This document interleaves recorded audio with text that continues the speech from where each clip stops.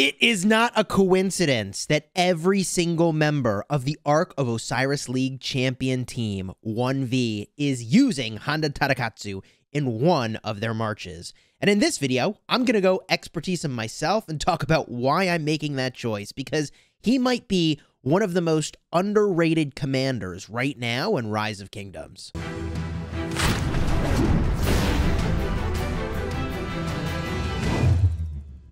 Hello, my friends, and welcome back. I'm Chisco Gaming, and this video has been sponsored by the makers of Rise of Kingdoms, and I really slept on Honda Tadakatsu. I was confused about how good he would or would not be, and I let what I thought was sort of the obvious way to use him get in the way of my seeing actually the best way to use him, which is probably as a secondary commander, but we'll discuss that a little more in this video. So here's the agenda, and there are timestamps in the description. Jump to whichever part you like. I am maxing Honda Tadakatsu for this next pass opening, and along the way, I want to talk about why it is that he is so good and so much better than we expected him to be. I'll show you a few talent builds for him, but honestly, it's not about Honda and his talents. It doesn't even matter. You're probably going to be using him as a secondary with very few exceptions. And in the last part, I'll talk about what those exceptions are. What are the best pairings for Honda? So why is it that we all underestimated Honda?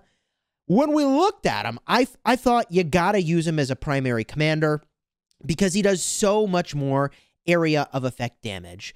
When in fact, most people are using him as a secondary commander. So when he's primary, he does 2,500 damage factor to up to 3 targets. But when he's secondary, that jumps down to only 1,250. And the thing is, it's enough damage. It's not as much as other commanders, but it's enough that the rest of his kit is going to offset the fact that it is a lot less damage than when he's the primary. Now, I don't like 1,350 rage to use an active skill in the open field because often an enemy will just run away from you by the time you would be able to actually use that. And so there are not a lot of people running around with Honda primary in the open field. But the other thing that makes this ability so good is that the area of effect damage template is freaking huge. And when you compare to other commanders that do even more area of effect damage, for example, you have a commander like Mehmed who can hit up to 5 targets, and he is doing 1,350 damage factor.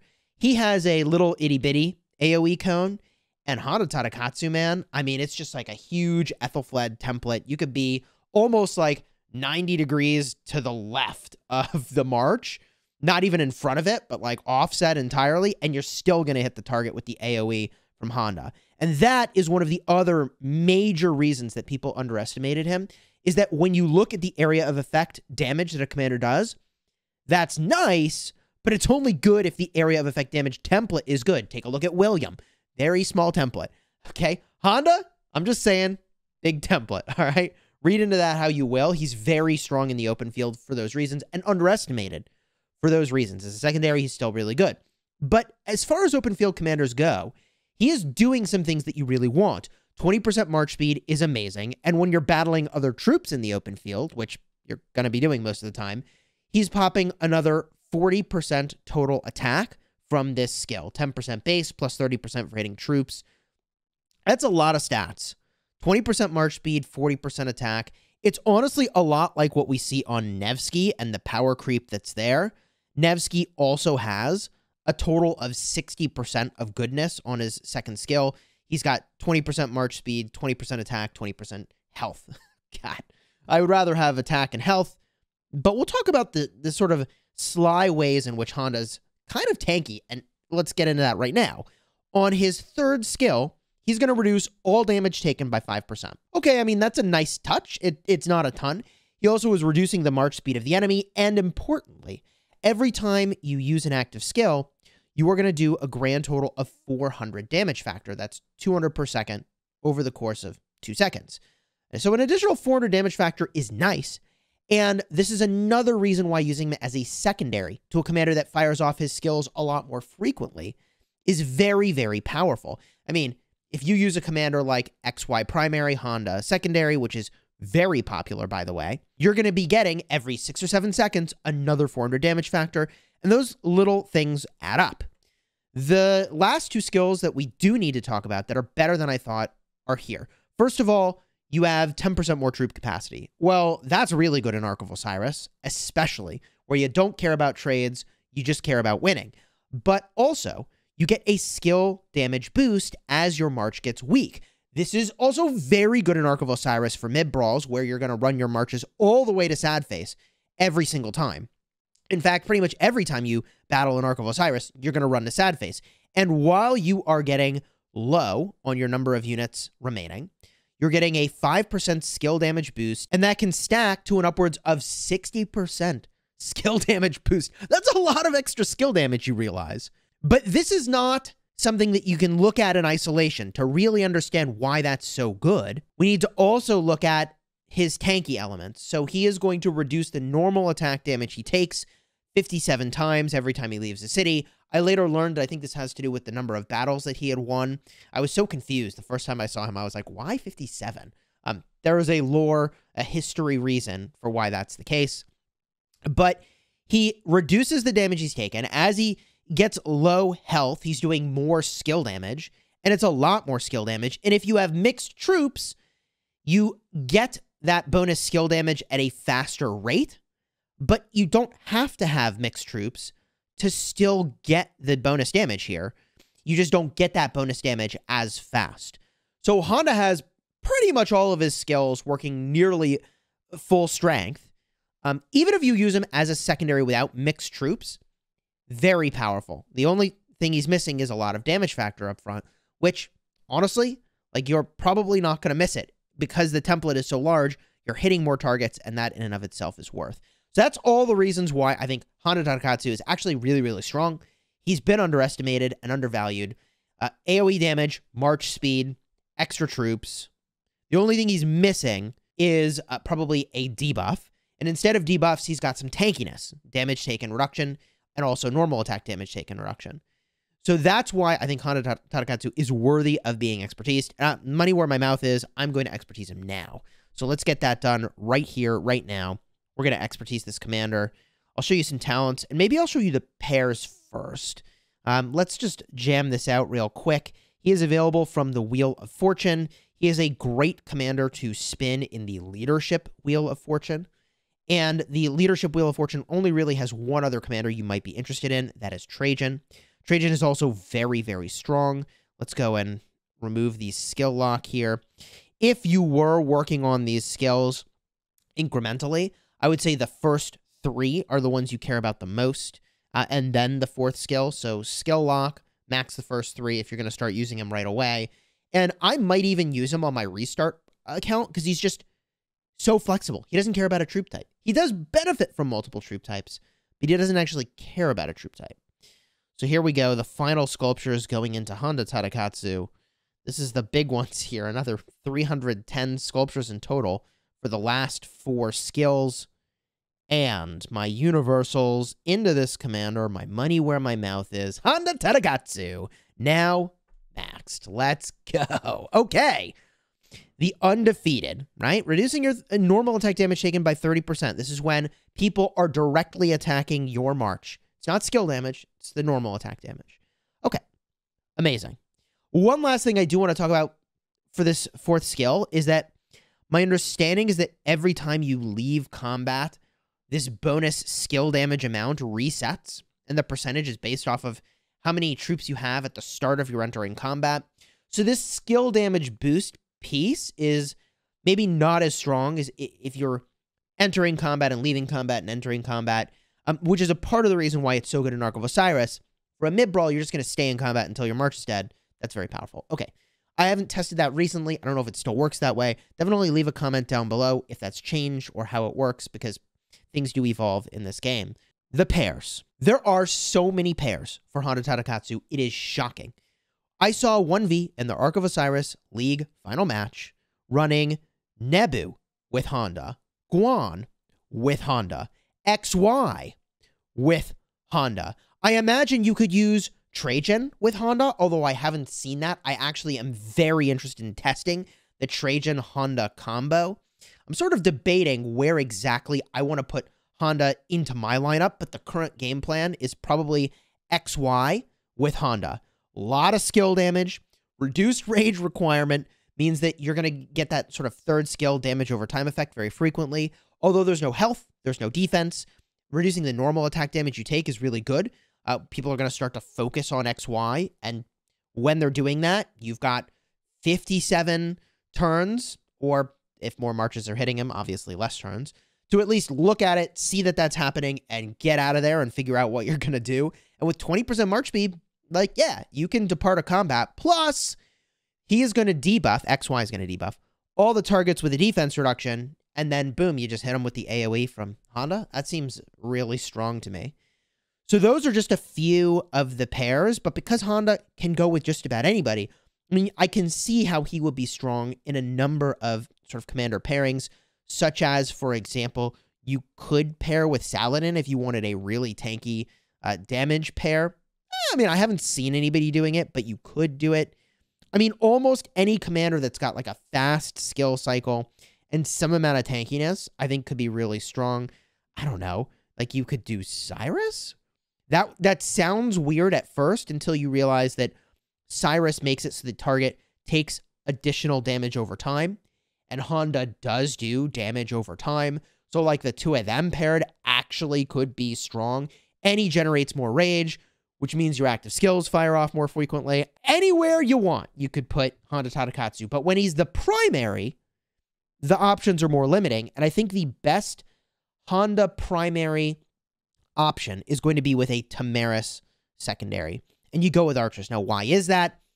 Edward and Tommy is a combo that should theoretically be very strong because Tommy can stack up her poison. The poison stacks on Tommy make it so you do an upwards of 45% extra skill damage to the target.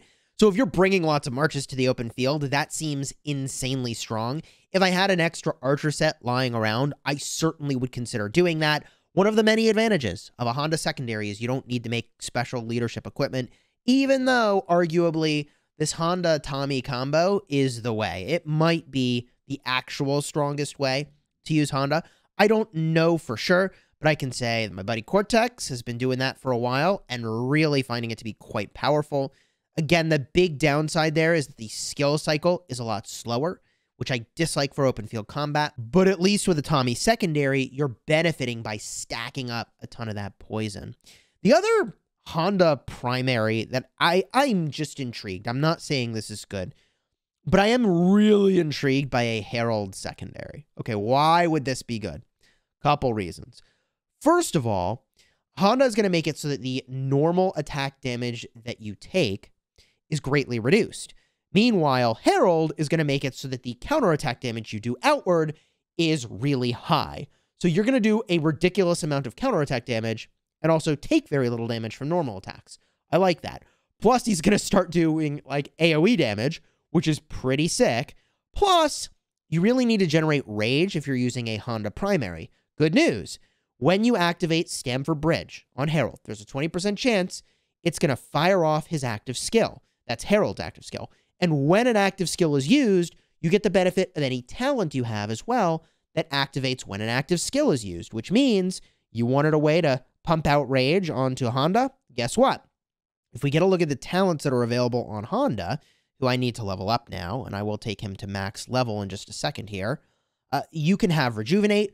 So you're going to do 20% chance of using Herald's active skill. That does boost all damage by 20% as well, by the way. That's going to give you 60 rage from this talent, and also you're probably going to have Strategic Prowess, giving you 20% defense whenever an active skill is used. Oh, and also, you probably will have Clarity, which is going to give you an additional 6% skill damage, and I think that's all skill damage, not just active skill damage. Pretty good. Like, actually, Honda Herald is, I am very intrigued. The only downside is there's really just no debuffs. It's an all damage march. And in the grand scheme of things, I really like marches that have debuff when you're bringing lots of marches to the field because debuffs scale infinitely. Okay. However many marches there are that hit that same target, they all get the benefit of debuffs against that target. That's part of the reason why I am leaning in the direction of commanders that do debuffs rather than buffs. Not to say that buffs are bad, but in fact, they're quite good. So those are some of the best pairs for Honda. I might have missed one or two. Definitely let me know down below in the comments. I specifically am not advocating for combos like Honda with Mehmed, for example, like a double leadership combo that does damage. I don't know, man. It could be good. I'm just not convinced that there's enough synergy there that's worth pursuing. And I am curious, however, about Trajan and Honda paired together. Trajan primary, Honda secondary. I don't know if that's actually good because a part of what Honda does is boosts skill damage, but Trajan doesn't do a lot of skill damage, so I don't know. Both of them care about mixed troops, but Honda barely cares about mixed troops, so it's not even potentially like enough to care. So we'll see. But let me go max level Honda now and show you the builds I would recommend, and there are a few. The first build I want to show you is probably the most common build you're going to use with a Honda primary. It's for mixed troops. It's trying to generate more rage, so maybe if you're using Tamaris, you might not want this build, but I'm going all the way to Feral Nature to get just as much rage gen as I can possibly get, because he is going to struggle firing off his active skill as the primary commander. I've gone all the way up to Strategic Prowess to get the extra defense when an active skill is used. You could make the argument that maybe you're not as interested in this because he's not going to use active skills as frequently. And then I picked up 3 points in Armed to the Teeth, increasing damage dealt, and 1 point in Armored to the Teeth, reducing the damage you take. You could flip the way you put those in so that you could have more damage taken reduction if you felt so inclined. The other route you could go if you were doing one troop type, and I don't think this is something most people will do, is a build sort of like this, shedding the points off to the side, which require mixed troops, and instead putting them either into health, as you can see I've done here. This is giving me a grand total of 2% health to all troop types, or you could drop 3 points into latent power if you feel like the damage over time effect is good enough that, okay, you want to boost that damage by 6%. That's what latent power does, damage over time effects, and Honda only has one effect, and we're talking about 200 damage factor per second for 2 seconds. I don't think that that's necessarily worth the points. It might be the better use of points. And the final build that I want to show you is one in which you're very interested in when you get low health. This might actually be good for Ark of Osiris. So let's just get a look at this real quick. This would be a close formation build. When you're below 50% strength, you increase your attack by 12%. Let's just see how far we can get with this build. I think you would need to go all the way over to get Rejuvenate. You could go and get Clarity, which is going to be pretty decent, but maybe not as important unless you're using Herald. If you're using Harold Sigurdsson, I actually think that could be pretty good. And then how far would you get here? I mean, you're going to want this March speed. I don't know. Is this build even viable? Maybe not. Maybe not. This is such a weird build. I don't know how I even feel about this. And you could use mixed troops. This is very experimental. Don't use this. I would say probably don't use this. If you want damage dealt, you could pick this. If you want damage taken reduction, you could pick that on the other side. I don't know. I would have to do some testing with this to see if it's actually worth it. You would need to have Harold Sigurdsson, though, probably as the secondary, in order to actually feel like you're generating enough rage to justify dropping this set of rage points. And even then, I'm not sure you'd want to. Yikes. I do think that one thing that's really important would be a Horn of Fury to fire off your skills faster. But again, if you're using Tamaris, like, you do want to fire off your active skill. You're not exactly trying to rush firing off your active skill in the same way as when you're not using her. And in that case, you just want to fire off that active skill as fast as you possibly can. So I think this is almost certainly the more standard build. And you could theoretically ditch a few of these points if you wanted off to the left to put into this right over here. This is your normal attack damage. That's the damage you deal outward, but also counterattack damage that you deal is boosted as well. Those are the builds that I think I could recommend and probably just stick with this. The final thing I want to show you is what the meta Canyon team probably is at this moment in time. The very best Canyon team you can probably muster in the game right now is this lineup that you see here. It does involve Honda, and that is a Nevsky Honda offlane. So just to show that again, number 2 has been sitting there all day. Same story. Number 3 has been sitting there literally all day. Same lineup. That is Guan, Constantine, Trajan, Mulan, Nebu, and Isong.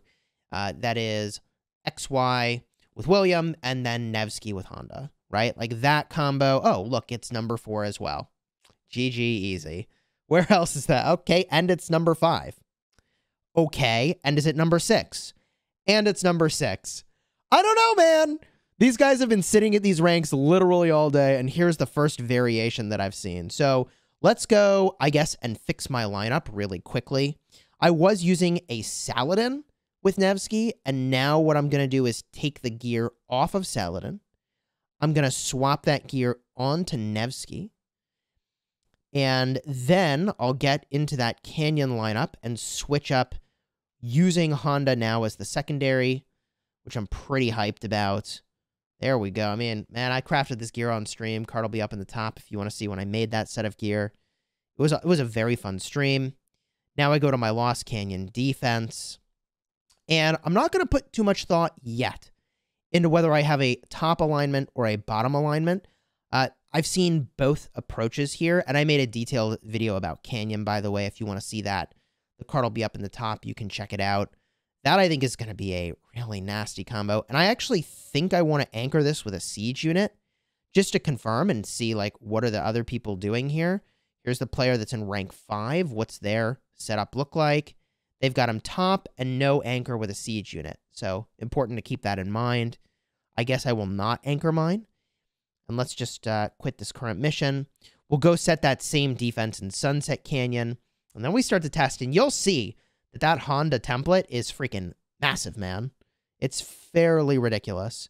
So now we make the swap again. Nevsky primary, Honda secondary, bring in all the calves. I do have an anchor here. I kind of like the anchor. We'll try it both ways. Confirm that. Okay. And now let's go test it out in Lost Canyon, perhaps. I got to go do some Lost Canyon battles anyways. So we'll see if we make it so that the top 6 or 7 teams all have the same lineup. Does this... Okay, this guy has the same lineup. So I want to hit number 7. And then we can have all 7 of the top 7 in this KVK be the same lineup. Or I could just hit Goodfather. Let's do it. Let's see how that goes. God. Okay. Okay. Now, very interesting here. The way that he's got this set up. It looks like he's got a Nevsky William.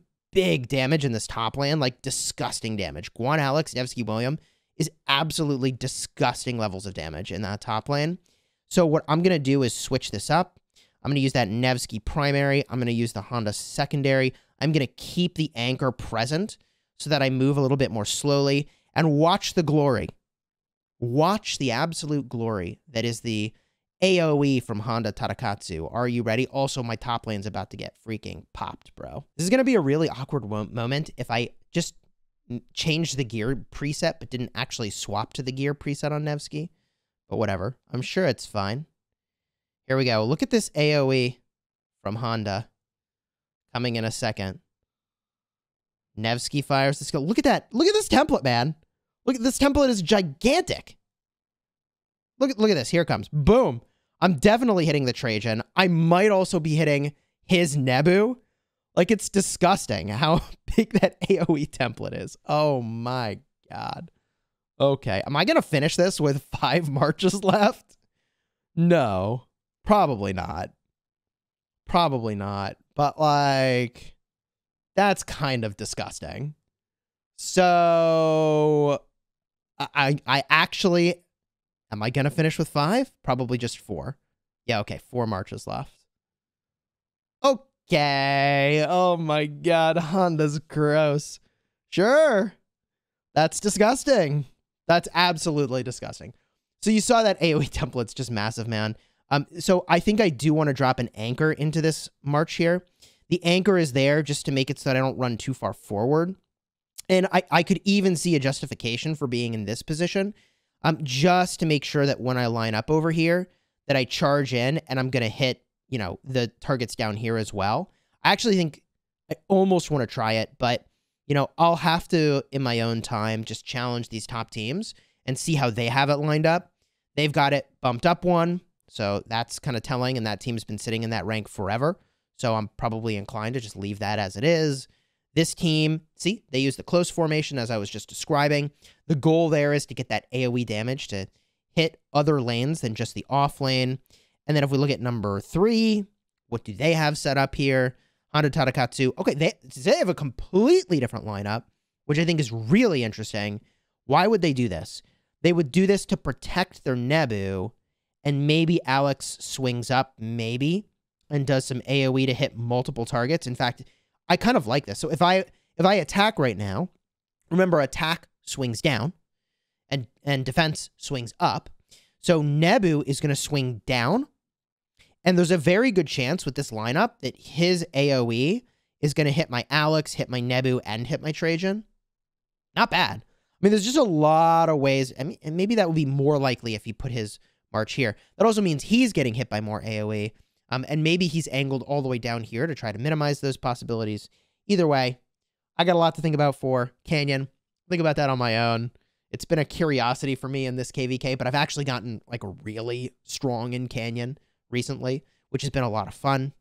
If you want to check that video out, card will be up in the top. I'm battling in KVK with Honda Tadakatsu, likely secondary at this pass. I don't know. This is going to happen probably around 19 or so, 18 UTC. I'll be streaming the whole thing. This pass opens, and then Kingsland opens on Saturday.